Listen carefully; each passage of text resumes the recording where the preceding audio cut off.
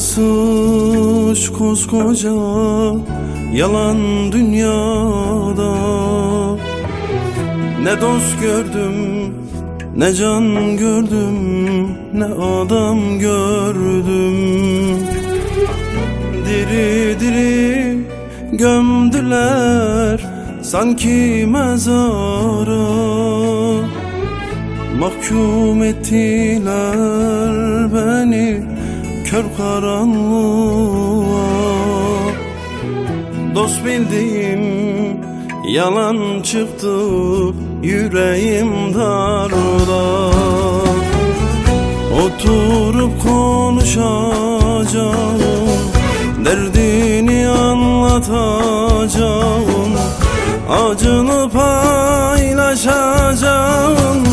İnsan kalmamış, adam kalmamış,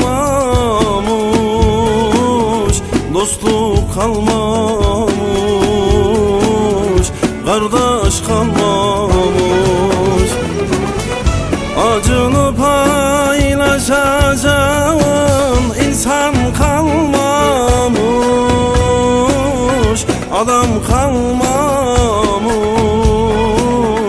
dostluk kalmamış, adam kalmamış.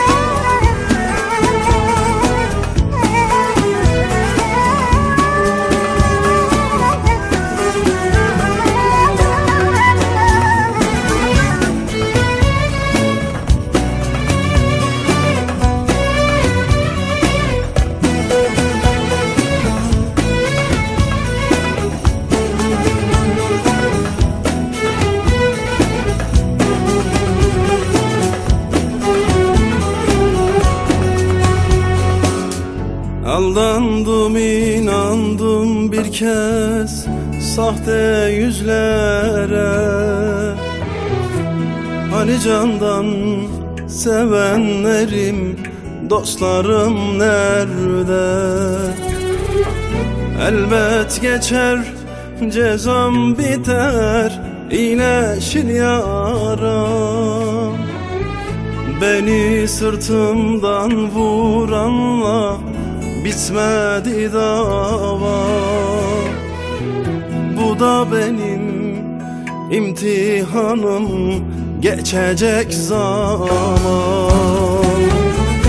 Oturup konuşacağım, derdini anlatacağım, acını paylaşacağım. İnsan kalmamış, adam kalmamış, dostluk kalmamış, kardeş kalmamış.